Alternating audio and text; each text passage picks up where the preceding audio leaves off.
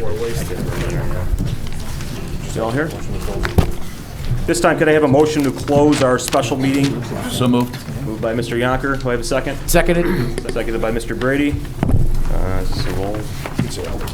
All those in favor, please signify by saying aye. Aye. Opposed? Motion carries. Thanks. That closes the special meeting. For the record, at this time, if we'd like to call the village board meeting, a regularly scheduled village board meeting held on today, June 20th. Let the record reflect that it's 7:43 per the village clock. At this time, can you please stand for the Pledge of Allegiance? Pledge allegiance to the flag of the United States of America and to the republic for which it stands, one nation, under God, indivisible, with liberty and justice for all. Thank you. Madam Clerk, please call the roll. Trustee Yonker. Here. Trustee Panito. Here. Trustee Berg. Here. Trustee Brady. Here. Trustee Glatz. Present. Trustee Mangan. Here. Thank you. I would also remind everyone this evening we do have a large crowd, so if you could speak into your microphones, there's a group of people that are in the back Kelson Center, and I'd like them to hear us all this evening. Item number 1, do we have a motion to consider approval of the agenda? So moved. Moved by Mr. Yonker. Do we have a second? Second. Seconded by Trustee Mangan. All those in favor, please signify by saying aye. Aye. Opposed? Motion carries. Thank you. Item number 2, we have a motion to consider approval of the minutes for the special village board meeting and regular village board meeting held on June 6, 2017. So moved. Moved by Mr. Yonker. Second. Seconded by Trustee Berg. All those in favor, please signify by saying aye. Aye. Thank you. Item number 3, at this time, do I have a motion to consider approval of the following consent agenda items? So moved. Pardon me? I'll make a motion. Moved by Mr. Mangan. Do I have a second? Second. Seconded by Mr. Brady. Madam Clerk, would you like to read the consent agenda items? Item A, consider request from the National Association of Town Watch, NATW, to proclaim Tuesday, August 1st, 2017 as the 34th Annual National Night Out in the Village of Tinley Park. Item B, consider request for a block party permit on Saturday, July 1st, 2017 on 162nd Place between 8420 and 8545 from 10 a.m. to 10 p.m. Item C, consider request for a block party permit on Saturday, August 12th, 2017 on 177th Street between Ridgeland Avenue and Highland Avenue from 11 a.m. to 10 o'clock p.m. Item D, consider request for a block party permit on Saturday, August 26, 2017 on Pine Point Drive between 6501 and 6673 from 2 p.m. to 10 p.m. E, consider adopting resolution number 2017-R-036, approving the 2017 hold harmless agreement with the Illinois section of the American Water Works Association, ISAWWA, for the use of a water trailer. This is an annual agreement. F, consider adopting resolution number 2017-R-034, authorizing an intergovernmental agreement by and between the Tinley Park Fire Department and the Mokina Fire Protection District for fleet maintenance and repair services. This is also an annual agreement. G, consider adopting resolution number 2017-R-035, authorizing an intergovernmental agreement by and between the Tinley Park Fire Department and the Mokina Fire Protection District for automatic mutual aid. This will be a new agreement. And lastly, item H, payment of outstanding bills in the amount of $2,585,765.64 as listed on the vendor board approval reports dated June 9th and June 16th, 2017. Thank you very much. Any members of the board care to remove anything from the consent agenda this evening?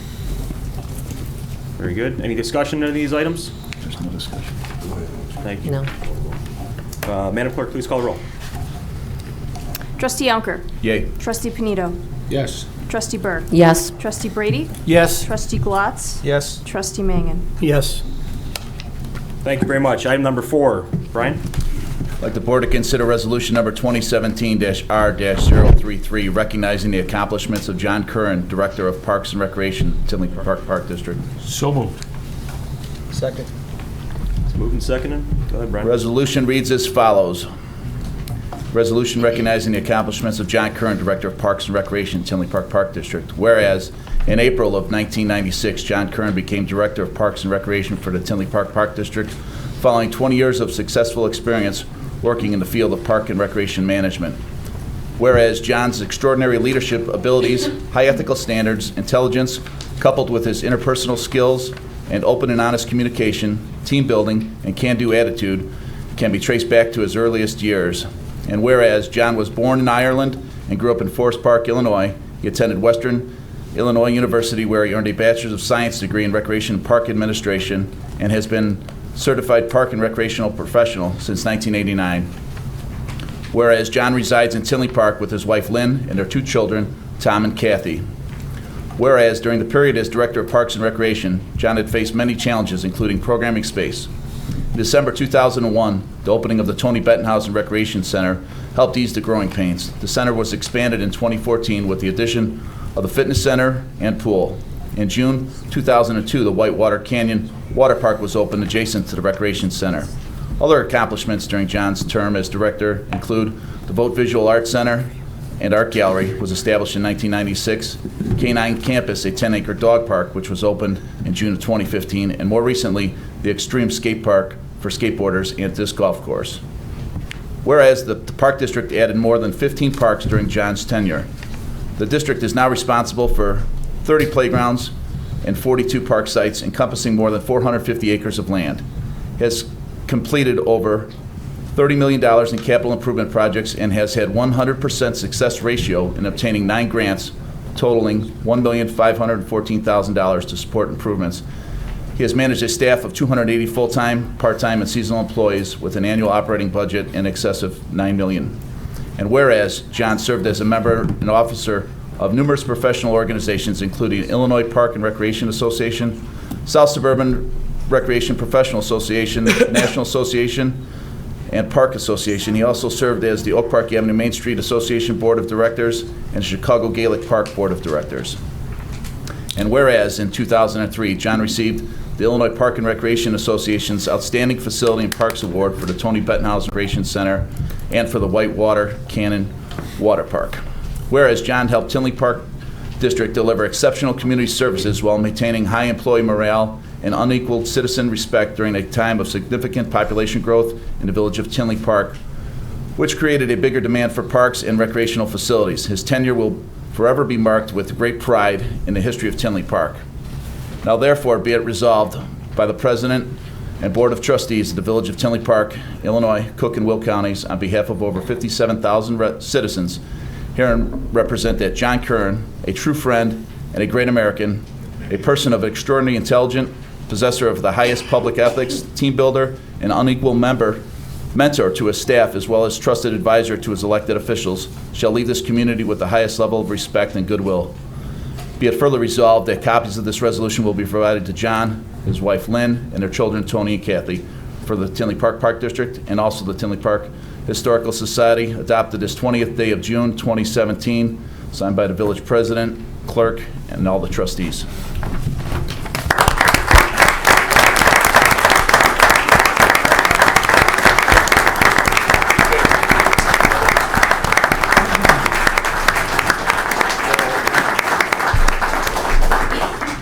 Seems like it wasn't 21 years ago that I called you at 10:45 at night to tell you that we wanted to hire you. I'd like to present this to you here. Congratulations on a job well done in Tinley. Put him on a little bit. There you go. There you go. Getting all the attention, right?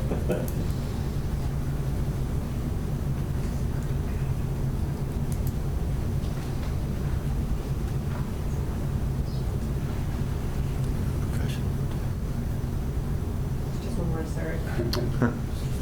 Thank you. Congratulations.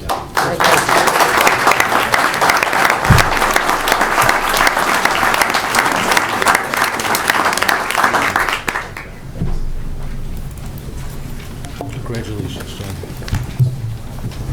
There's quite an audience tonight, John. I wanted to know this was happening.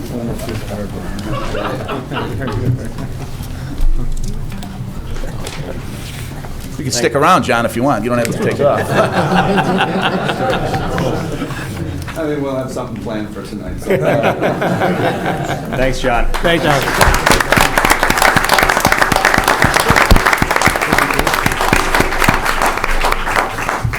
Thanks, Brian, for doing the resolution. Item number 5. This time I'd ask for a motion to consider the appointments of the following 2017, 2018 commission and committee boards. Do I have a motion? I'll make a motion. Moved by Mr. Mangan. Do I have a second? Seconded by Mr. Glotz. As you can see in your board agendas here, the following commission committee appointments are being made for the 2018 fiscal year. We have Community Resources, Economic Commercial Commission, Environmental, Main Street, Senior Services, Sister Cities, Veterans Commission, Zoning Board, Police Pension Board, Crime Prevention, Emergency Transportation, I believe it is, and DARE. Any conversations or comments at all? Everybody had some time to look over these? No? Seeing how there is none? Any public comment or no? No. Madam Clerk, can you call the roll on this, please? Trustee Yonker. Yay. Trustee Panito. Yes. Trustee Berg. Yes. Trustee Brady. Yes. Trustee Glotz. Yes. Trustee Mangan. Yes. Thank you. Item number 6, at this time I'd ask for a motion to consider the following staff appointments for the 2018 fiscal year. Do I have a motion? So moved. Moved by Mr. Yonker, Second. seconded by Ms. Berg. The following staff appointments are being made for the 2018 fiscal year. These would be for the administrative staff, the clerk's department, community development, emergency management, finance department, information technology, fire department, marketing department, police department, public works, engineering, emergency management and communications, and our village attorneys. Any comments at all from the board on this? Everybody's comfortable with that? At this time, Yes. Madam Clerk, can you call the roll, please? Trustee Yonker. Yay. Trustee Panito. Yes. Trustee Berg. Yes. Trustee Brady. Yes. Trustee Glotz. Yes. Trustee Mangan. Yes. Thank you. Motion carries. Item number 7, Trustee Glotz. I'd like to make a motion to consider ordinance number 2017-0-033, approving text amendments to Section 2B and Section 9 sign regulations of the Tinley Park zoning ordinance pertaining to the regulation of signs within the village. This will constitute a first reading. Do we have a second? Second. Seconded by Mr. Yonker. Go ahead, Mike. For the board's consideration this evening, there are text amendments to Section 2 and Section 9 of the zoning ordinance. The proposed text amendments include, but are not limited to, regulations for sign face area, sign height, the quantity of the signs, location of the signs, sign materials, regulations for signage in the B5 zoning district, sign regulations for special areas and particular uses, temporary signs, non-conforming signs, and definitions for terms related to the signage. The Plan Commission held a public hearing on May 4th, 2017, and unanimously recommended approval of the text amendment 7-0. However, in a separate vote regarding multi-tenant signs, the Commission voted 5-2 to recommend option D. The opposing votes were for option B. The amendments were also disclosed at the Community Development Committee on June 13, 2017. The committee recommended approval of the proposed text amendments. However, they agreed with the minority Plan Commission vote for option B for the multi-tenant sign panels for ground-mounted signs. Paula has a few slides to highlight the changes in that ordinance. Thank you, Trustee Klotz. As Trustee Klotz mentioned, this was just recently reviewed at the Community Development Committee, and they made one slight modification. I want to give a big thanks to the Plan Commission because we spent 5 workshops and 2 meetings at public hearing on this, so it has been thoroughly vetted. We also had a lot of assistance from our village attorney regarding some recent legislation. And I also wanted to thank Stephanie Kistler, who's been intimately involved in the creation of the new text amendments. As Trustee Glotz mentioned, we have a lot of definition changes from the prior zoning text amendment. The one issue that I mentioned that was discussed, and that was multi-tenant signage. The commission actually voted in D, which was the most restrictive, but at the committee, option B was approved, and that is what's in your packet this evening and being recommended for approval in the text amendments. In addition to that, the primary changes that happened in this new text amendment regards our automobile signage. There was some questions from our dealerships regarding the unfair advantages of competing communities, most especially Orland Park. So we have revised these signs for walls and for ground-mounted to more closely reflect Orland Park to make sure that we're remaining competitive with the industry. In addition to that, there were some changes regarding the temporary signage. Part of this was a result of the fact that we can no longer regulate content. This is something that we work very closely with Pat on. Everything except political signs, which Illinois does allow us to regulate political signs, but only the size. So that had a significant impact not only on all of our permanent signs, but our temporary signs as well. So that has been reflected in these changes. There was also some changes to the electronic message board signs, in that there was some concerns about the proliferation of these signs. The restrictions became more restrictive, allowing them only to be 20% of the size of the whole ground-mounted sign and limiting them to a spacing of 300 feet from each other. And then lastly was a listing of prohibited signs. We provided more and more distinct clarification what those prohibitions were, including the lining of windows with lights. And those were the primary changes in this new text amendment. Thank you, Paul. Anything else, Mike? Good. No, sir. Mike, you got a question? Good. I guess the regular meeting, they voted 5-2 to recommend option D. Could you Correct. break down the color and font style? I mean, could they be separate so that it's all one color? I mean, obviously some Can I signage get gets to back to be. that slide? Sorry. I mean, did anybody look at that, keeping the same color, but perhaps not, the size and font type of thing? I'm sorry, say it again. The question was really between B, which No, I understand kept all the that, back, the okay. options, but could they have taken a hybrid of that option and kept the same font color so the signs are a little more aesthetically pleasing? Do you understand what I'm saying? So No. you've got option D. The commission voted 5-2 to recommend option D, correct. which wanted the same color, the same font, the same everything. And you're that's not what we're voting on tonight. You Correct. changed it to something different, which the color changes, the font changes, and everything else changes.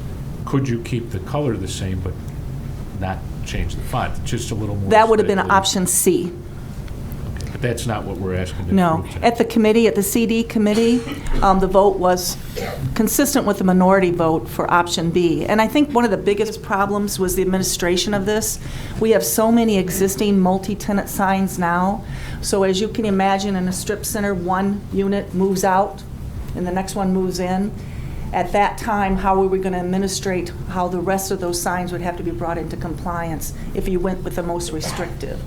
So option B became a good hybrid between allowing us to be able to administer this new ordinance, but still give some flexibility to the businesses, but also sort of upgrade the overall aesthetics of the sign from A.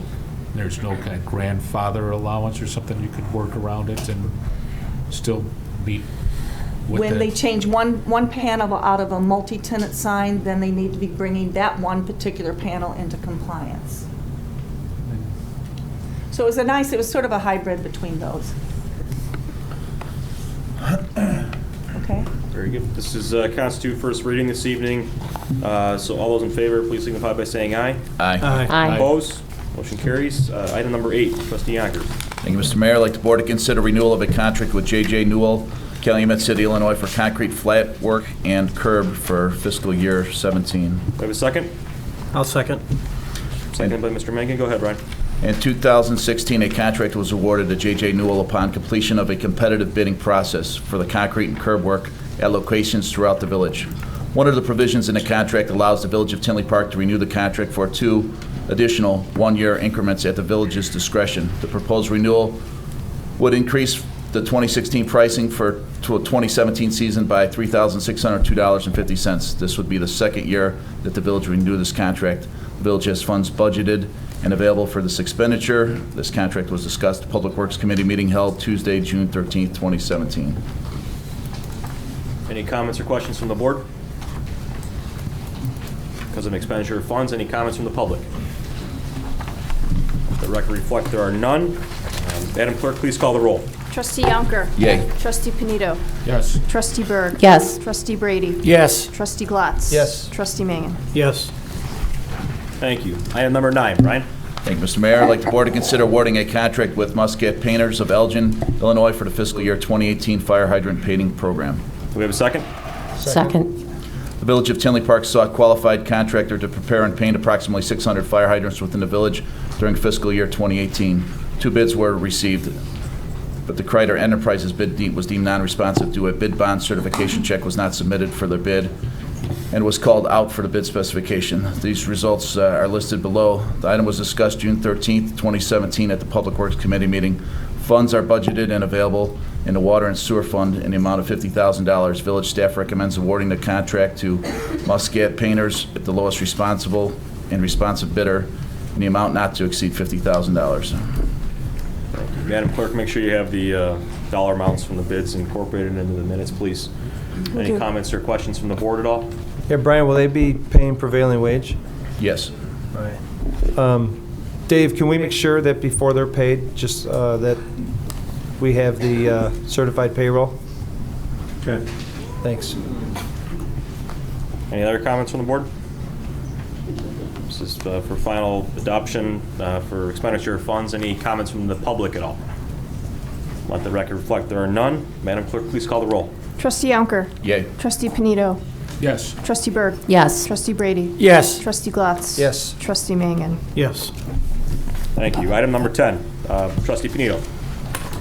This item did come out of my committee, however, I have not been taking a pension, and did not vote for the pension to be proposed, but it is coming out of my committee, so if the board would like to consider adopting Resolution 2017 R-028 relating to participation by elected officials in the Illinois Municipal Retirement IMRF Fund. My personal opinion is, part-time elected Let's get a officials. vote on it Second. first, then you can have it. Do I need a motion first, please? So moved. Moved by Mr. Yonker. Is there a second? Seconded by Mr. Glatz. Go ahead, Mike. You could have your discussion now. My personal opinion is part-time elected officials shouldn't get lifetime benefits after they retire. It's a part-time job. It enriches us. We should do it because we want to make our community better, not to get a pension forever. I think that's for people who do a regular job for 35, 40 years.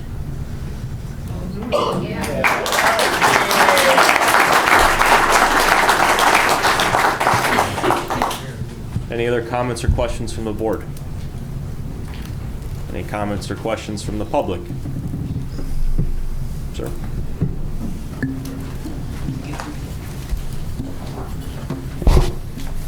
In here, it's stated clearly that it says spending at least 1,000 hours annually performing elective duties. When I was trying to find and research this, it was very sketchy at best on what was considered the elected official duties that you guys are doing. If this was to be voted on, I would ask that there would be a very clear delineated list of what it is that you're qualifying yourself for doing, and then have that voted on and approved by the public.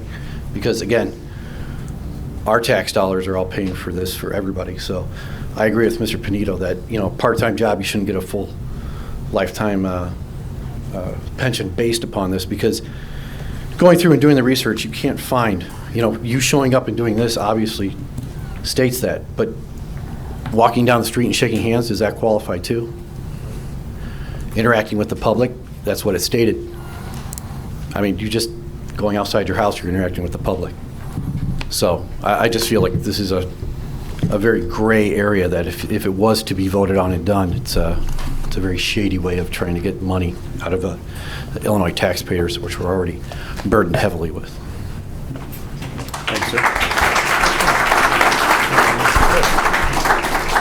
I wanted to echo what Trent said, and certainly what you said, even though it came out of your committee, the fact that it's interesting, the fact that you still have to bring it before it. This wasn't your idea. It went through.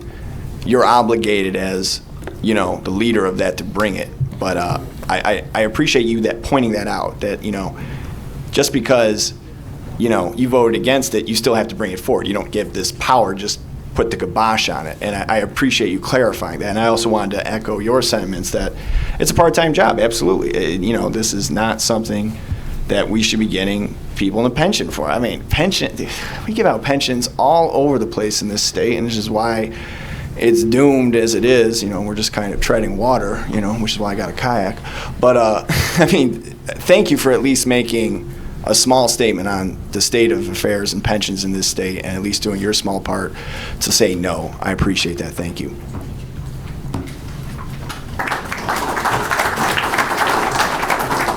Any other comments? Yes, ma'am. I believe we have someone from the Carlson Center as well who wants to comment. I would just tag on to these two gentlemen here with regards to the pension. If, in fact, you have to serve the 1,000 hours, I would ask possibly that the trustees and the mayor would also have to submit a certified payroll for your hours that you actually work, whatever, duties you perform during the course of the year. That would be my suggestion. Thank you. We'll go ahead and pause for a moment. I believe we have a resident coming up from the Kelson Center.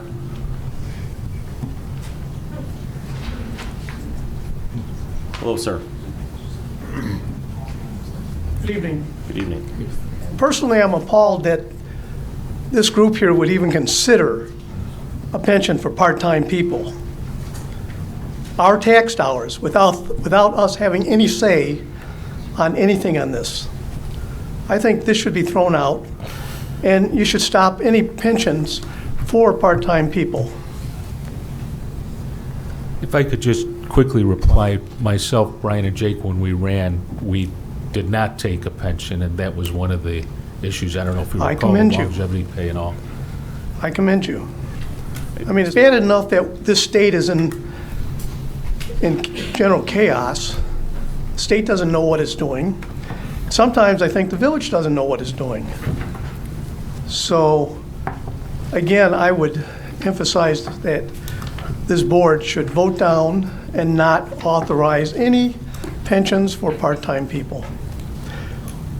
I certainly wish I had a job like that. Thank you. Thank you.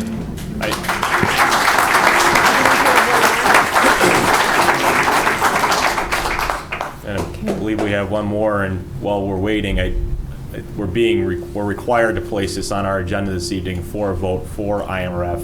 I don't believe it's that in the culmination of our group here that we want it specifically, but this was required for us, that if we did want it, we're required to put it in a resolution that we will serve 1,000 hours, and that if we do it, then we will be audited for it. So that's the reason it's on the agenda this evening. I don't believe it's anything further than that. Yes, sir. Mayor, I would also add that this just applies to elected officials.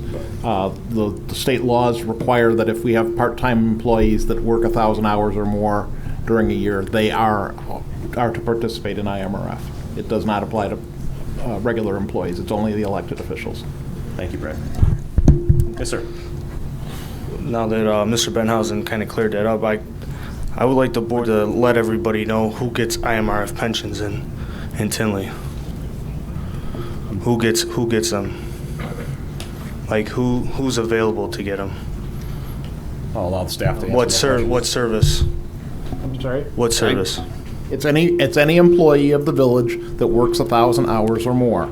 But do these people do the people of the town know what service is provided to the village, the people of the residents, that this is kind of applying to?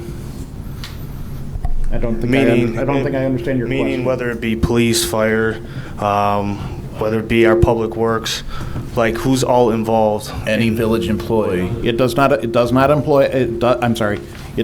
apply to police officers who are covered under a separate pension plan. It covers all other village employees, period. Okay, thank you. You're welcome.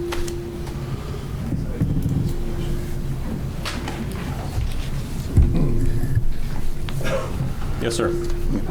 I guess my only question is, or one of my questions is going to be, as a percent of total compensation, what does it increase? The pension benefit. It's got to be an increase in compensation. So I didn't hear any of the terms of the pension plan. Is it a 25% increase in their total compensation? No. 5%, 18%? With IMRF, employees have to contribute 4.5% of their earnings into the plan, and the employer has to contribute another amount that is determined annually as a percentage of payroll. So what percentage? And that will vary. It depends. I believe the minimum rate is somewhere around 9%, and ours is currently about 4%. 14%. Excuse me. Pardon me. There's a lot of people just trying to hear, so when we start echoing and resonating against it, people are going to have a hard time hearing us when we speak. No, not just you. I'm talking about the public. I think it's important to realize that we're discussing this about elected officials and not employees. That's the conversation of this item this evening. So I guess the next question, since it's a 9% increase in their No, there's no increase here. I think somebody's got this confused. I'm absolutely not confused here. I'm a chief financial officer of a firm in Chicago, and I understand total compensation. If a person makes $100 in a year and they get a $9 raise, it's a 9% increase. So you said there was a 9% benefit increase. So if someone makes $100,000, it'd be a $9,000 raise. No, that's incorrect. So by state law, any non-police officer that works over 1,000 hours, we have to put them in this plan. And the state basically says, in order to meet the proper pension funding, you have to contribute X percent per year. And that's actually set by the state. It doesn't mean because we contribute 9% that employee gets a 9% increase. It's based on actuary studies, and I think, again, as Brad said, the employee itself has to contribute 4.5%. So on a yearly basis, what is your benefit obligation increase? On a yearly basis, what is your benefit obligation increase? It depends on what the employer's contribution rate is. Okay. It could increase or it could decrease depending on what that percentage changes. No, it would increase because people have more years of service. No, it has nothing to do with the years of service. Yeah, it absolutely does. Every year of service, everyone works. That percentage is not affected by the years of service. It is affected by the actuarial calculation of what the pension fund is needed, what is needed to be contributed to the pension fund to keep the pension fund for the funding to pay for those pensions over time. It's not. If I could just briefly interject here, because we're kind of getting off topic of what this specific item is. I'm just wondering what the financial impact you have is. some question there and concern. If you could just speak directly to the treasurer, maybe the village manager about your concerns. But this is basically to talk about the elected officials and whether or not we should vote in ourselves to receive an IMRF pension. That's what's tonight's item But is. I'm trying to point out that no one understands the financial impact. What does it mean on a yearly basis for each individual as their total compensation? It sounds like they're going to be contributing 9% of their compensation. So if someone makes $100,000, it'd be $9,000 contributed to each individual. Obviously, the assets have to earn a certain value, and each year the benefits continue to increase. I'm wondering, on a yearly basis, what's the funding obligation? Is it $100,000? Is it $1 million? What is it? No one knows. I haven't heard anything. I just heard voted in or not. I haven't heard any of the terms. Again, I believe that the staff could get you all the analysis that you would like in a further memo detail, as opposed to doing it off the cuff. I think that'd be the prudent thing to do. I'll speak with them after. Thank you very much. Any other comments specific to item number 10 this evening? May I make one, Mr. Mayor? Mr. Brady? I let it be known that when I was asked to run for this particular office, it was with the understanding that I would not be taking a pension. And I agreed to that when that came up to me months ago, you know, that as an elected official, part-time, I would not take a pension, and I agreed to that. Mr. Brady?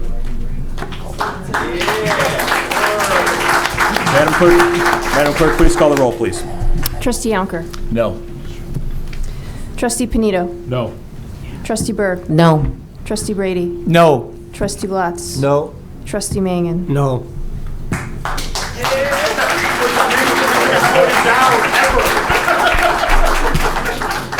Motion fails. Item number 11, Trustee Brady. I'd like to make a motion for the board to consider adopting resolution number 2017-R031, approving a collective bargaining agreement between the Village of Tinley Park and its patrol officers represented by the Metropolitan Alliance of Police Tinley Park Chapter 192. Thank you. Do we have a second? Second. Moved by Trustee Yonker? Trustee Yonker. Go ahead, Bill. Discussion. The prior collective bargaining agreement expired on April 30th of 2016. Following negotiations, an agreement was reached earlier this month. All necessary changes have been made and reviewed by the village, and the union patrol officers will receive a 2.5% increase retroactive to 2016, a 2.5% in 2017, and a 2.75% in 2018, and a 2.5% in 2019. The union health insurance will also change, with deductibles increasing from $0 to $500 for a single and $1,500 for family. An increase co-pays for drugs, cost, and out-of-pocket expenses. As a one-time collective offset, accepting the health insurance changes, police officers will receive a one-time $500 offset. The agreement eliminates the residency requirements and replaces it with the requirement that an officer must live within 30 miles of 80th Avenue and 183rd Street. This resolution is eligible for adoption. Thank you, Bill. Any comments or questions from the board? I'd just like to say, as everybody knows, I'm a proponent to the residency. I think for this wage and benefits, we should have been able to keep the residency. Any other comments? This resolution is up for adoption this evening. Any comments from the public pertaining to item 11? Yes, sir. How did this get to arbitration? Who called for it to go to arbitration? Did the mayor, did the trustees, did the police chief, or the village manager? Well, both sides were not able to come to an agreement, and per that, an arbitrator would be scheduled. Who called for the arbitrator? The village board. It's when both sides can't agree, state law requires that you go through an arbitration process Okay, so who initially suggested first, and then the second person went along with it? I don't remember who suggested first, but the point is we didn't reach an agreement on the issue, and when you don't reach an agreement, that's, state law says you have to have an arbitrator decide on the issue, so. So once again, the previous administration got accused of not being transparent, and I'm going to say right now that you guys aren't being transparent because you can't remember who the first person was that says, let's go to an arbitrator, and somebody said, yeah, let's do it. There had to be one person in here leading the pack and say, we're going to have to go to an arbitrator, and we want to know who it was. When you go through negotiations, you sit across the table and you make agreement on certain issues, and the issues you don't reach agreement on are ones that you have to go to arbitration on. So I'm not sure how else I can answer your question. You don't remember who was all in the room at that time? I don't believe that anybody recalls it, sir. I mean, if you're asking who. Well, this is sent pretty it forward, important, because if you guys don't remember, this is a big deal to a lot of people in Tinley Park. Can I just It wasn't agreed to. I don't. This agreement expired in April of 2016. But my original question was... Just hold on. Let me just explain it now, if you get a comment. We just came on board, a month and a half ago? May 1st. May 1st. We had to finalize this agreement. We just finalized it because we had to step in and do what we needed to do to get the agreement finished. So your question's a good, we can get you an answer to who did it, but I just want you to understand, this board, there's a good amount of us that just stepped into this roughly a month and a half ago. So. Okay, but I'll accept that, but you can't keep on bringing that up, because this is the second time I think you've brought that up. Not today, but... No, it's not the second time. It's the first time I brought it up regarding the police. Not regarding this issue, but regarding to the fact that you've only been trustees for X amount of time. Maybe not you personally, maybe somebody else did. Who was the first one? All right. You know what? If you want to step here, it's your turn. Any other comments or questions from the public regarding item 11? Thank you very much, sir.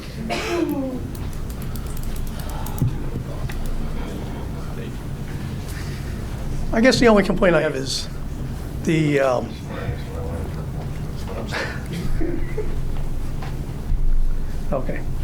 the residency requirement. I think we pay a good salary, I believe, to the police officers, and they deserve it. There's no question about it. I certainly don't have a problem with what was finally agreed to. You took into consideration what's happening with health care. That's going sky high. And you put a burden back on the police officers on that part. Nothing wrong with that, but I think the residency requirement should not have been so liberal. That's just my own personal opinion. Otherwise, nice job. Thank you. Thank you. Very good. No additional Nothing comments. from the Kelson Center? No. Thank you. Madam Clerk, please call the roll. Trustee Yonker. Yay. Trustee Panito. No.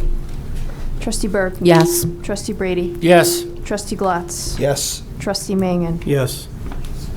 Motion carries. Item number 12, receive comments from the board and staff. Anybody from the board have any comments this evening before I mention a couple of things? No? So the next item on our agenda is obviously public comment, and I believe it's pretty fair to say that there's a lot of public comment this evening. And don't, we understand why you're here. So with that being said, this board adopted a public comment policy that we are going to govern by this evening.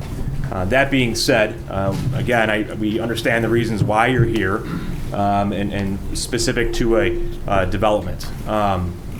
With that development is still in the public hearing stage. So this board and trustees have not had the opportunity to read or understand what's been vetted through in the Plan Commission.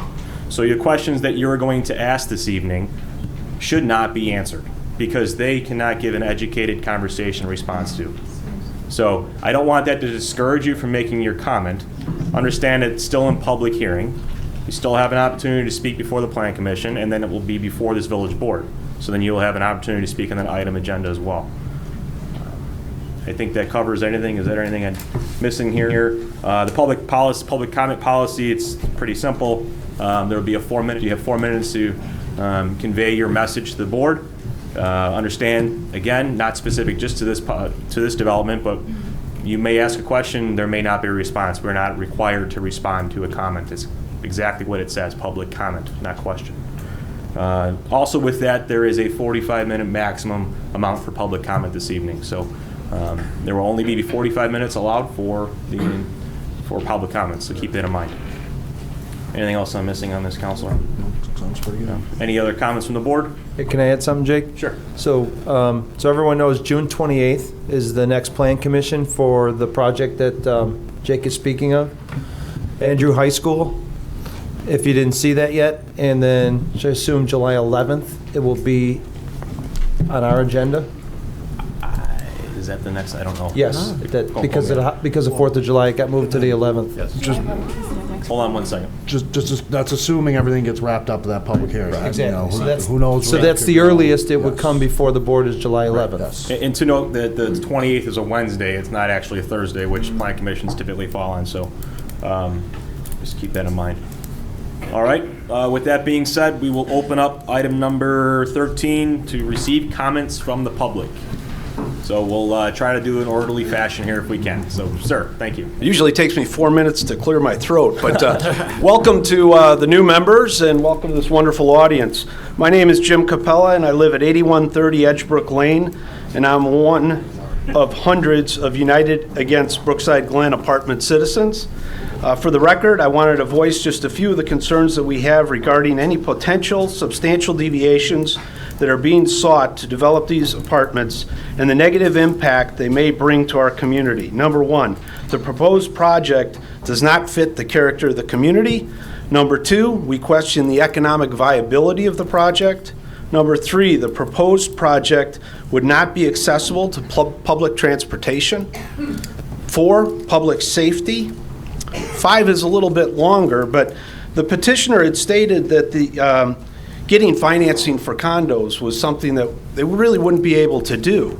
They also discussed changes that they made from a construction material standpoint because it would be more economically feasible for them. So it seems that profit to the petitioner was a little bit more important than it was how this project would fit in with the community and be additive to Tinley Park and its citizens. Finally, I wanted to make sure that this body was aware that we have provided the Planning Commission a petition that at this point stands at 500 signatures of residents that are opposed to this project, and we expect to have many more as the community is now finally finding out about this project and what it really means and the potential impact for its citizens. No questions, just statements. Thank you very much. You're welcome. We appreciate it.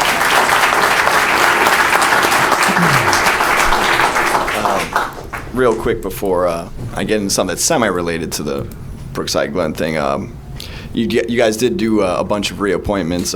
Lucas Hawley, who's spoken here on many occasions, just wanted to say thank you to you for reappointing him, Mayor Vandenberg, and the board for voting him through. He does appreciate that. He is sorry that he couldn't make it. He's still coming back from Nashville, where he was taking more pictures of fountains.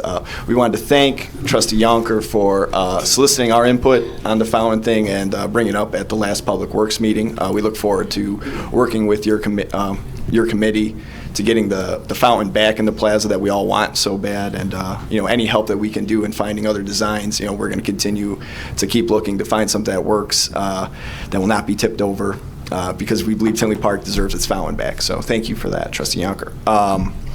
Also, I guess your neighbor Andrew Bertinetti, who's also with Lucas, says hi. Now, real quick, in regards to R5 and R6, this is actually something I wanted to bring up at the last meeting, and of course, you only get so many minutes, but real quick, considering how much time we spent last year with the text amendments and in 2015 on text amendments, if you guys don't want to answer, and this really goes to Paula, how many, dare I ask, parts of Tinley Park are still in zoning limbo, where we don't know if it's an R5 or an R6, or if this thing isn't in a particular area or not? It seems to me that this project was on the radar, I guess, going back to last year at some point. Now, I haven't looked at the community development thing, but that's what I hear. So as soon as this thing got on the radar, that thing should have been addressed, just like the legacy code area was addressed. And it just makes me wonder how many of these ticking time bombs where we don't know which way it's zoned, R5, R6, and it kind of goes back to why we record these meetings now, because the minutes are so shoddy, and which is why I petitioned so hard to get these things recorded, and we are now, and that's great. You guys are doing that now, I appreciate that. But, this project never should have got this far without resolving that, just like, we went all out to go resolve what it was in the legacy district. So I think there should be a thorough review of how many are these left, and let's address them all before there's any more projects coming before the Plan Commission or the board. Thank you. Welcome, thank you. Good evening. Got to move that down. I'm sorry about that. My name's John Wagner. I'm also a resident of Brookside Glen, and I've been to the Plan Commission meetings, and I know this is not a question answer. I understand that, and I appreciate your professionalism. I really do.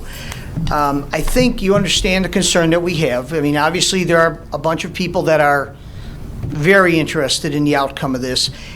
I also understand that whatever the Plan Commission comes up with is only a recommendation.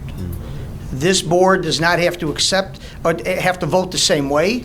They can do what they choose because that's what the rules are, and I understand that. I think we all do. I think we're here today not to cause a problem. We ought to be very respectful, but we think we want the board to understand how important it is to us as residents that you take a really close look at what the Plan Commission does come up with, and at least take into consideration that hopefully they've done their research. Because based on the last couple of meetings, I haven't been to a lot of meetings for them, but I can tell you, they seem to really do a good job, a lot of research. I mean, they know what they're talking about, and just like I think you all do too. So all I'm going to ask is that when this does come up, because we will go to the meeting on the 28th, there will be more petitions, there are more people involved, and the one thing we all want to stress is that, I for one, and I'm one of the people that have been here for a few of these things, we're stressing to all the residents, be respectful, be professional, understand this is a process, but please, I'd ask the board that you take into account exactly how the residents feel, because we were here first, and it does impact our homes. So that's the only reason that I say. I have no reason to doubt you won't do that. I really believe you will. So I just want to thank you for that in advance. So, thank you very much. Yes, sir. I'm not going to talk about Brookside Glen, but I will talk about the corner of 179th and Oak Park Avenue, the three-story monstrosities that are there. Is there did they get a variance to being able to, the offset from Oak Park Avenue or not? Because if you look at where it's constructed, it's closer to the curb than the house just to the south of it. And it really looks terrible. 2 stories you could live with, but when you look at 3 stories, it really looks terrible, my opinion. So I was just curious about that. I do have a question. Patrick? I see Mr. Carr is the acting assistant village manager. He's also EMA director, manager. Is he getting paid for both positions? No, only one? Only one. Okay, just curious. Is the other position, Steve Clemmer, is that a paid position? The assistant? Steve Clemmer, I think it's not. It's based off of, would it No. be time served for that assistant position? It's hourly at that point or no? For the EMA stuff? Wow. Well, Steve's right here, so Yeah. we could probably ask him. I'm sorry, I didn't. Technology is salary. He's a salary employee as the IT. Deputy coordinator is volunteer. It's volunteer. There you Okay, go. Thank you. I was just curious. Anyways, that's all I had. Thank you. You're welcome. Thank you. Yeah, I just want to revisit the June 6th meeting on the engineer hire. Who was previously handling the engineer duties? We had an outside company. An outside company? Correct. Okay. There's other municipalities that the village president actually does the engineering, and we don't do that here? Does the engineering job? The village president? Yes, yes, sir, yes, sir. What municipality does the village president do the engineering work? What, I don't understand your question again. Okay, we'll leave it at that. But years ago it was Oak Forest. So,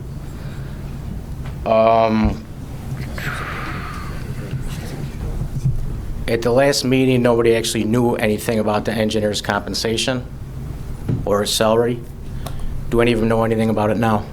It's a public document, isn't it? There's no secret about it. I mean, if you could get a copy, you could FOIA it, you could stop at the village hall anytime. I don't have the salary right in front of me, or staff off the top of their head here, but. Because they don't know it. Who doesn't know I it? believe it isn't, well, to answer the question, Okay. I think was it 104 or 170,000 or 108, somewhere right around there? It's in his salary offer letter. It's I don't have it right in front of me, but. Okay, roughly? I believe that's correct. Okay, that's what I was asking. Thank you. You're welcome. Yes, ma'am. Hi, my name is Barbara Nelson, and I'm the president of the Homeowners Board for Misty Pines Condominiums. We're at 183rd and Ridgeland.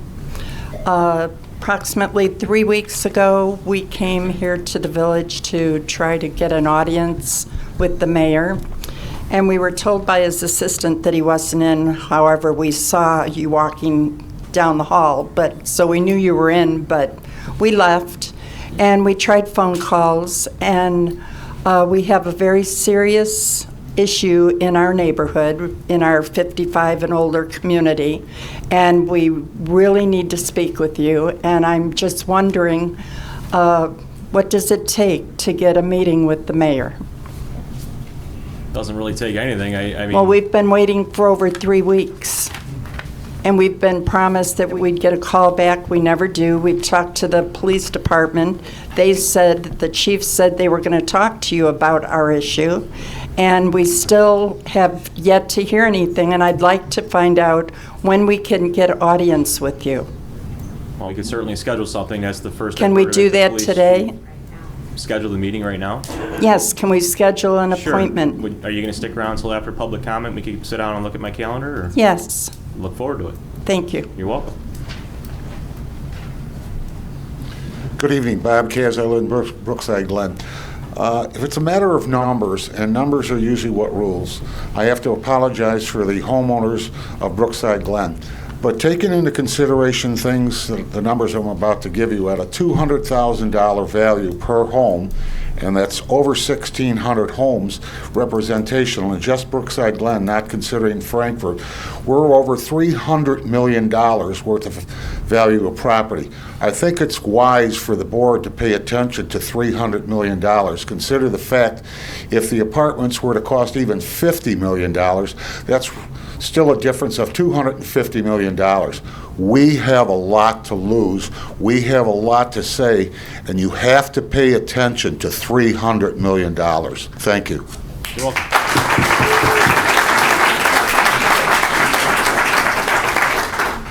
Yes, ma'am. Hi, my name's Tracy Mueller. I live on Edgebrook Lane, the closest house to the proposed zoning changes.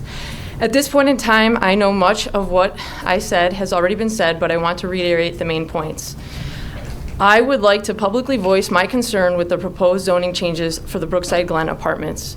We, as a community, are all for change, but it has to be correct. And this project doesn't seem right. Comparing these proposed units to the residents of the Orland Park Crossing and the 9750 on Park, the differences are clearly apparent. A proximity to train stations, nearby restaurants, and nearby shops are clearly in the favor of Orland Park residences.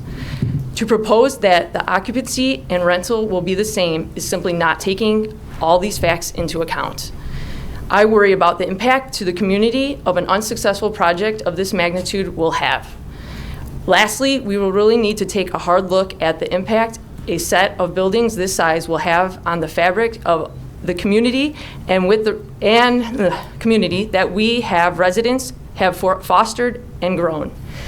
The design of these new buildings are a departure from the rest of the community. The targeted market of residents quite different than the rest of the community.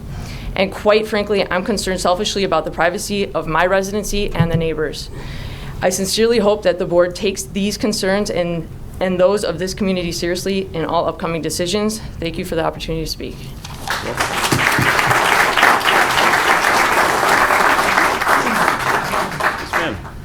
Good evening. My name's Katie Campbell. I'm a 10-year resident of Tinley Park and 8-year resident of Brookside Glen.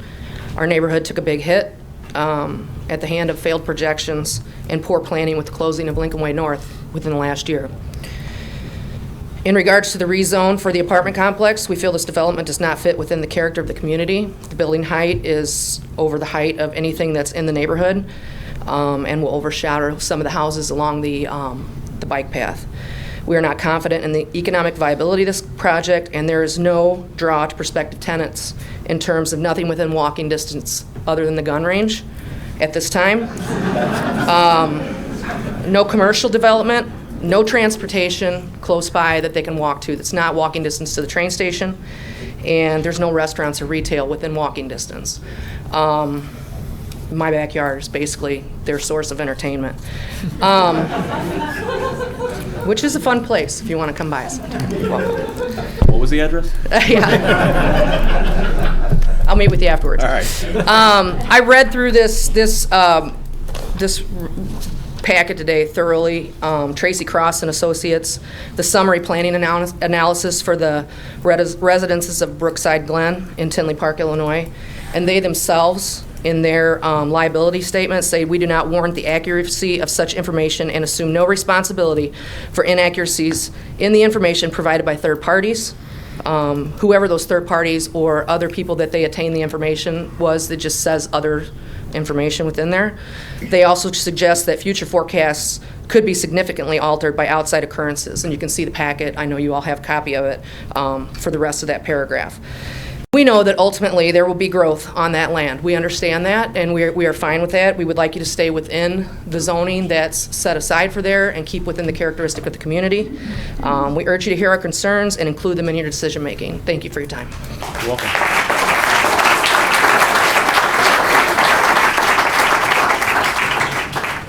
Yes, sir.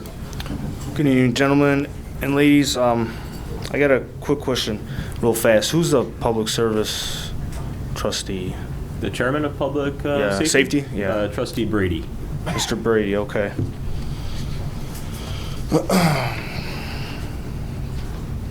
Now, I'm going to start off with, I have my 2016 tax bill, my first installment.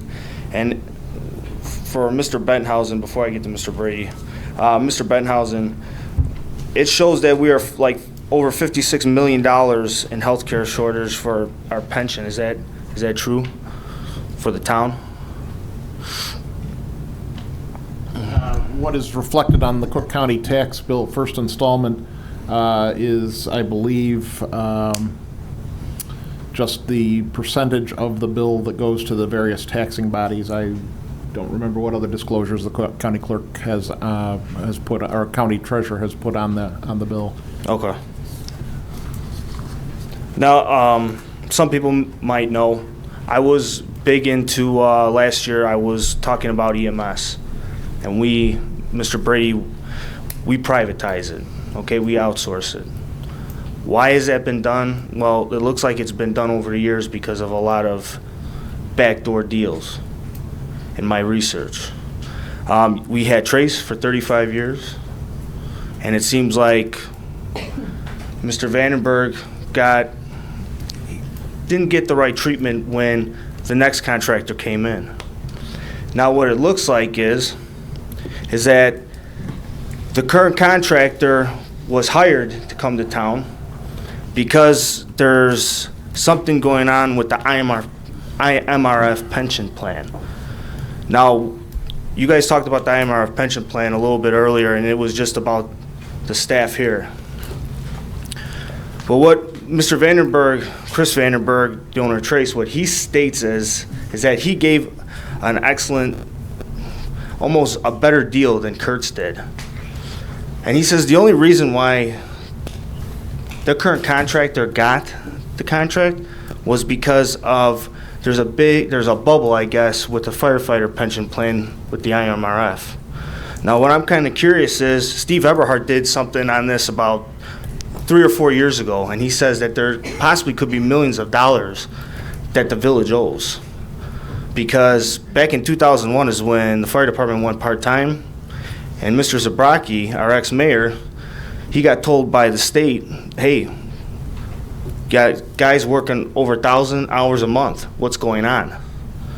If they're going to be working more than those hours, you need to offer them a pension plan, which they did. So for 13 years, I'm kind of curious what's going on with that. Is this town on hook for millions and millions of dollars that we don't even know? So I would just kind of toss it up to the board that all this stuff that I was talking about over the year, in 2016 with the CMS contract and how everybody was talking about, oh yeah, it's going to be greater, this and that. What it looks like, from what Chris Vandenberg states, that it was a shady deal from day one. So, Mr. Brady, what I would like you to do is, if you wouldn't mind, I'd kind of like you to look into this a little bit. Because if what he states is right, it kind of is not looking, it doesn't make this town look good. I mean, we were flashed all over the newspaper about this whole transition to begin with. And I don't see what has been done better now that this has come out. Thanks. Thank you. We'll look into it. Thank you. Thank you.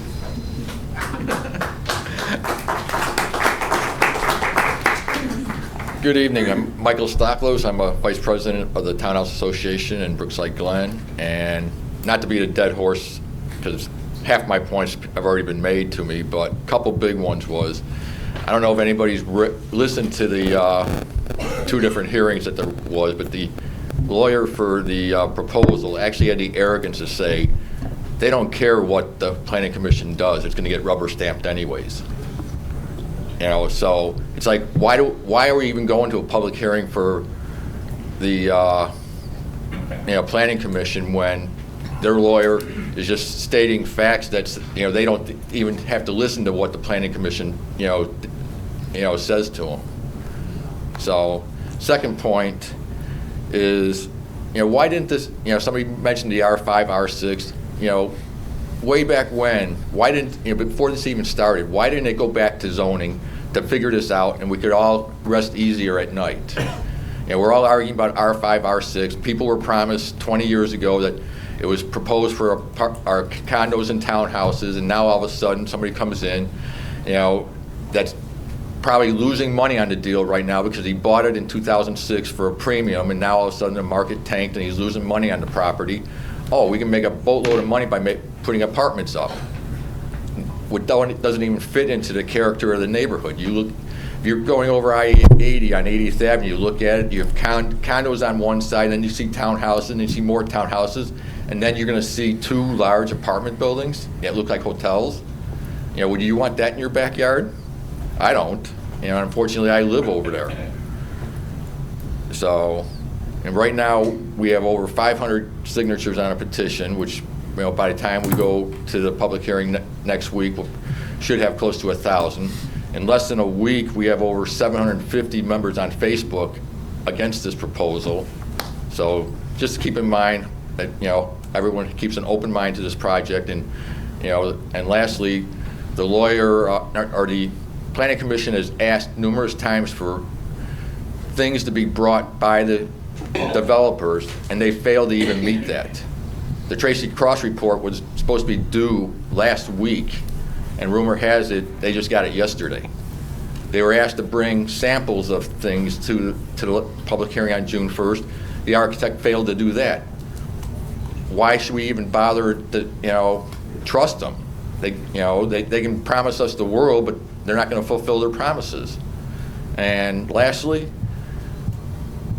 I've seen numerous dump trucks over the years going back and forth down Greenway Boulevard, dumping stuff without proper permits that I know of.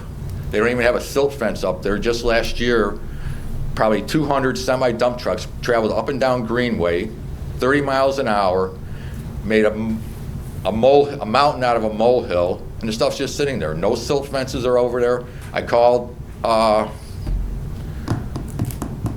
one department, to get, talk about it, and I haven't heard back to, code enforcement. Haven't heard back from them on it. We have a tough enough time with the farmers to cut the grass in front of our fields before it gets to be 6 foot high, 6 foot high. So, but we just recently had Greenway repaved, and in less than 2 years, because those semi-dump trucks go back and forth across that property, across Greenway, the road is trashed. Nobody seems to care. I brought it up, 2 or 3 times, to the village, and I get no response. Thank you very much. You're welcome. Hi, I'm Marge Cahill. I also live on Edgebrook Lane. My neighbors have already pretty much said everything that I want to, but I wanted to just reiterate that when we first purchased our home in Brookside Glen, rentals were never part of the equation. It was not something I don't think any homeowner would purchase a home by, is rental buildings. I also don't agree with the statistics for your rentals. I think they're way out of line for the area. It's not something you're going to bring in. For $2,500 a month, I'll sell you a beautiful house. So, I mean, I think it's something everybody needs to take into consideration. Ask yourselves, would you want to live by this building? We're just asking you to hear us. That's all. Thank you. You're welcome.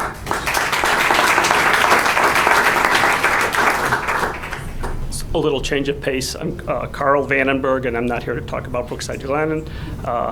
I'm here to object to the proposed sign regulation amendments that you're considering. As a Oak Park Avenue businessman and Oak Park Avenue property owner, I find that further restricting those regulations, making them more restrictive, is just counterproductive to trying to get businesses onto Oak Park Avenue. I deal with small business people, startups who are just trying to get started, regularly trying to fill the spaces in my multi-tenant commercial building. And one of the first questions I always ask is, what are the sign restrictions? What am I going to be able to put a sign up? And so I think any changes that you make in that are going to be counterproductive to what you're trying to do on Oak Park Avenue, and I hope that you take that into consideration. Thanks for your time. Thank you. For full disclosure, that was my uncle, if anybody cared to know, and he has nothing to do with any of the stuff that you're discussing this evening, just for full disclosure. Hi there. My name is Jan Bartels. I live in Brookside Glen. I've been there 20 years. I've worked in my community in the townhomes for 20 years, literally for 20 years. I serve on the board. I've been on committees, numerous meetings to keep our community safe, sound, and happy. Not an easy job. The proposed apartment buildings specifically call out for a dog park. Just being on a board of 196 homes, just keeping the general area with people that have dogs is a challenge. Cleaning up after their dogs, the mess of everything. We go to great lengths to try to keep everything very nice and very clean for all of the residents. I was quite offended when I was at the Planning Commission meeting on June 15th. We over here had the developer and the architect, and also we had the legal counsel, and I was very offended when one of them said, and I believe it was either developer or the attorney, that they were here to make money. They weren't going to put the apartment complex in unless they were assured and assure us that they were going to make money. I think I speak not only for myself, but for possibly thousands of residents that disagree to bring in the residents of Brookside Glen in that area. It just does not fit in with our community, part of our PUD. It's not what we all bought into. We worry about our property values. We pay a lot of taxes to live in this town. We love our town. This is not a good thing for us in Brookside Glen. They kept referring to the 9750 on the park in Orland Park. I would like to submit something I just pulled off of Yelp.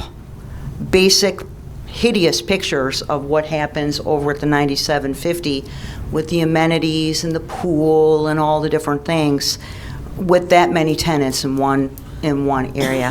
And I would just like to submit to someone just some simple pictures that I pulled off the internet, if the board would just want to pass those around or keep those, by your side when you're making this consideration of these apartments. We thank you for your time, and we'll see you again soon. Thank you. May I submit?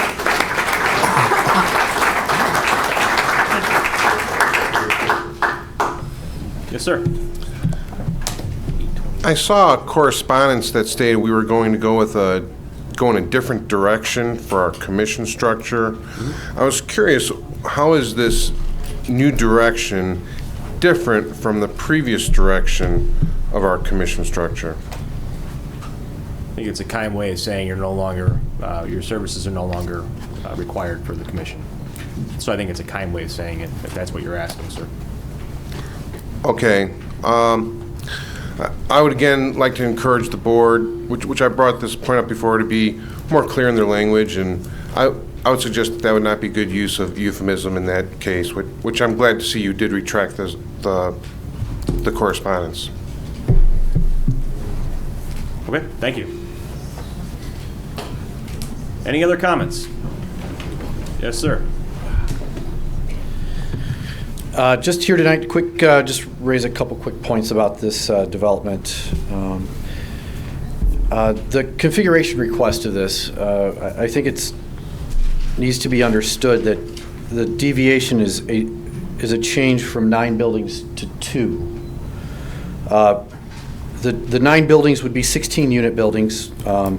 As it stated, were not viable. And I think really the term that we're looking here for is that that's a way of saying it's not as profitable for the developer to put that type of development in, which would meet the requirements, I think, of that location then.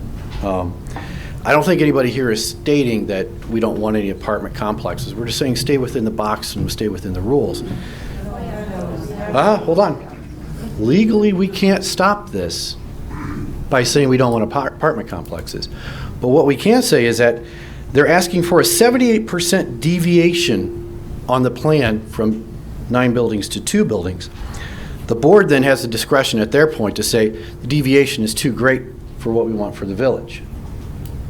So I would implore that, given that the amount of change that we're asking for is 78% from the original plan, which is probably just a bit much for what the area is built for. You're looking at changing and irreparably changing and transforming a neighborhood in its character, scale, and scope. So either build it as approved, wait out the market because your property's underwater, or just vote it down. This is pretty simple, people. Vote it down. Thanks, sir.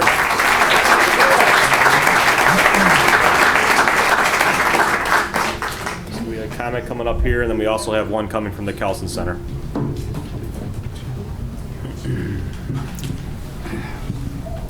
Mr. Mayor? Yes, sir. I just want to ask you one question, sir. How do you feel personally about putting up these apartments? What is your opinion I on that? have no comment for you, sir. I have. Why, sir? You're the mayor. Given, we depend on you, sir. We voted you in, and you deserve to give us an answer. I'm giving you an answer. I've already made a disclosure. I have a familiar interest in the property via my family owning the property.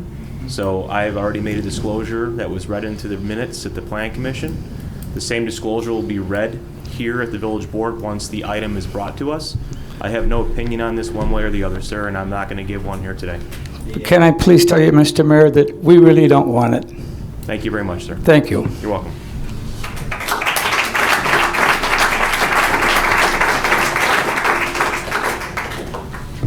Do we still have one coming up? No. No? Yes, sir. I definitely didn't plan on saying something, but I definitely felt like I needed to. We heard a lot of people speak that have been in Brookside Glen for many years. I will be in there for 2 years. I moved there for what is there. I moved there for my children. I'm a working father. My wife's a working mother. We moved there for family, for the friends. I can tell you right now, my daughter's friends, their parents are sitting in this room. I came to support them being new. It's awesome to see that. And the rezoning, the changing of that area will affect that. If you are all family people standing back there, then you would understand our concerns. So you really need to consider this large-scale change for a family-based area. You really need to think about that. Thank you.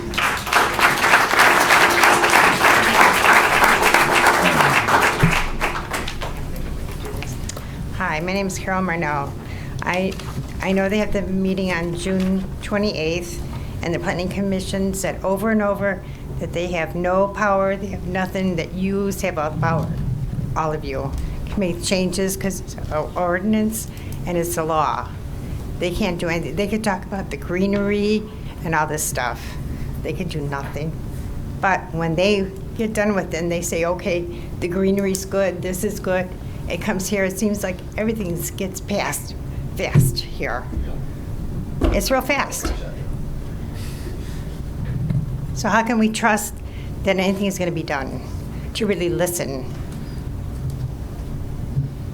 I believe everybody up here is listening, ma'am. But Well, is there a question? I've Are you come asking here a question, several or times. Are you asking a and question or providing a statement? I'm just missing saying it. that what I observe, when I come here, you put things up there, pass, pass, pass. Everything passes. So when this project comes here, it's going to be passed. It's got to go to committee. From Plan Commission. Pardon me for a brief moment. So the process is this: it's in Plan Commission. Are we sending these to committee? Right. The development will go then to, I would assume, the Community Development Committee. No, it's not committee level. No. No. To you. Yeah, I don't know if we're To you. sending. No. Right to you. Okay, well, either way, it's going to go to the Community Development Trustee, which is going to be Mr. Glotz, and he's going to analyze it. We're going to review all the documents, and then we'll go from there. There'll be Okay. two. There'll be two readings here. on it. It's not going to just happen at one board meeting. It'll be 2 readings. Okay, but I have another question. I'm not sure. I know Carly Mayer is one of the people, and then is it DJM Vanberg or just KJM/Vanberg? And who's the DJM Vanberg? Who is that? I have no What- comment, ma'am. I'm sorry. I've already made my disclosure. Well, somebody should know here. Somebody else answer. What's the again- name? Is it Mark? Mark? Or else he shouldn't be mayor, one or two. Who is the D, J, or them? Who are they? They never come to those planning meetings. Carly's always there. No answer? I don't know who they are. It's a development company. It's the name of the company. Right. It's DJM Vanberg. I believe it's KJ. I think there was a misprint. It's K for Carly. Oh. I really don't know. It's just it's like a name of a company. That's initials probably for people. Like the math error of R5 or R6? The math error? Thank you. Thank you. I have a quick question here. Pardon me, sir. I'm looking Have at the you board ever- members and all the positions up front here. Sir. How many of you folks? Pardon me, sir. Have you already made a public comment this evening? Yes, I have. Okay, there's only allowed for one. Okay, thank you you. very much. You're welcome.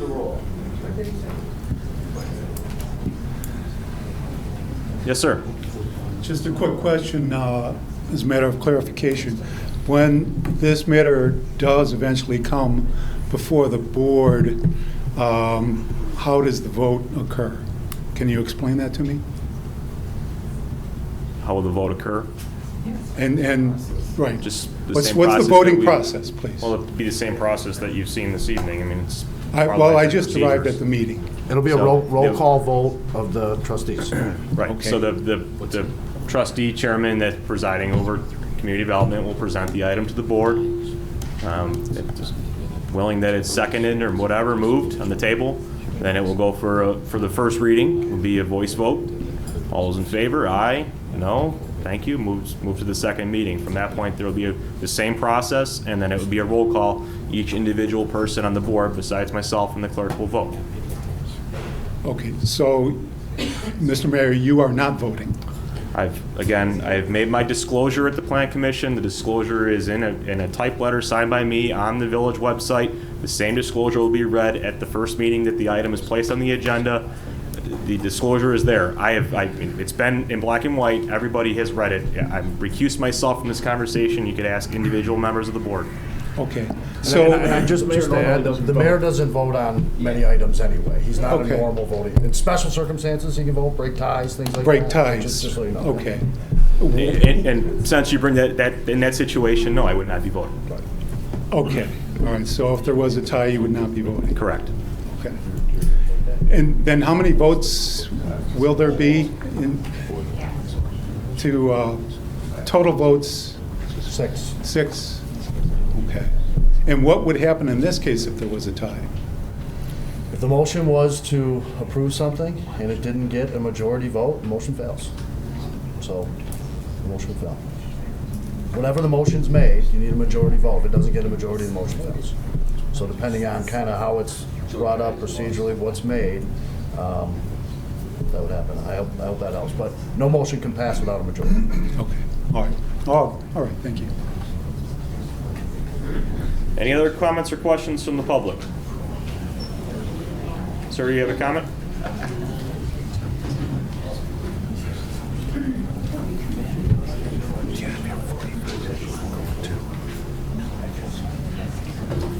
Good evening, Mr. Mayor. Sir, how are you? Good, Village Board. I have a question regarding comment about the school system.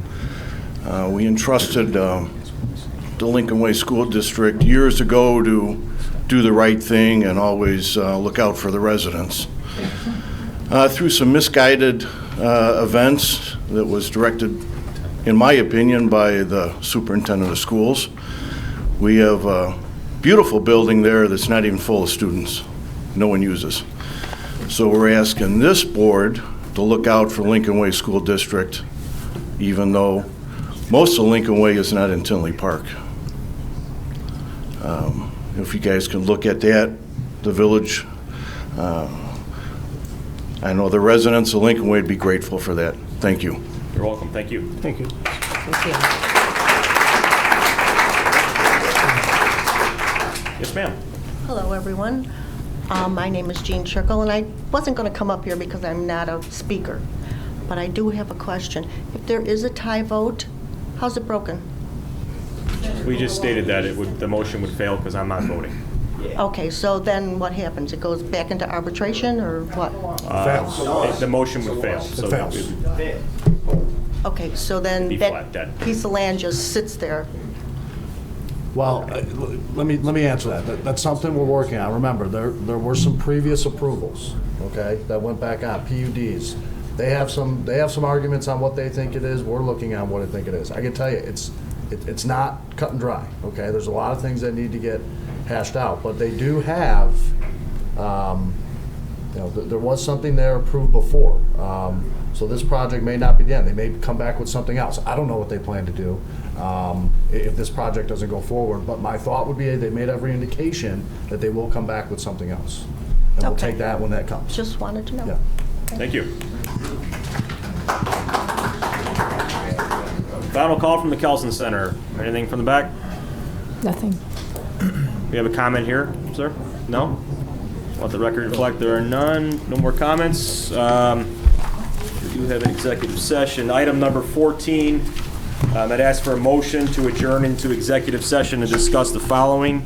A, litigation when action against, affecting, or on behalf of the particular public body has been filed and is pending before a court or administrative tribunal, or when the public body finds that an action is probable or imminent, in which case the basis for the finding shall be recorded and entered into the minutes of the closed meeting. And B, the purchase or lease of real property for the use of public body, including meetings held for the purpose of discussing whether a particular parcel should be acquired. Do I have a motion? So moved.